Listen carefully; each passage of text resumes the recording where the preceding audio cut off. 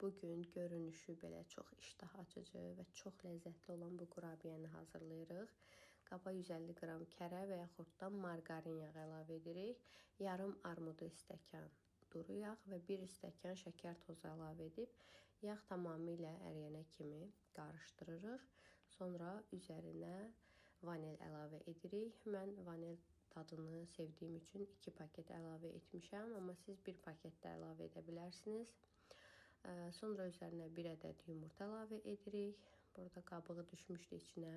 Sizin sevmədiyiniz uzun dırnaqlarımla rahat şəkildə götürdüm. Üzərinə 2 stəkan yarım un əlavə edirik.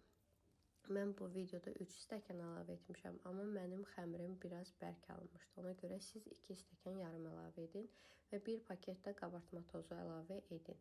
Bu şəkildə xəmiri hazırlayırıq və belə topçuqlar düzəldib mən armud stəkanın arxası ilə yaydım. İçinə qaynadılmış, qatılaşdırılmış süd əlavə edirik və üzərini də xəmirlə belə örtüb armud stəkanla kəsdim. Sonuçda belə bir forma yaranır. Düzürük sobanın listinə və 200 dərəcədə üzəri və altı belə qızılı rəng alana kimi bişiririk.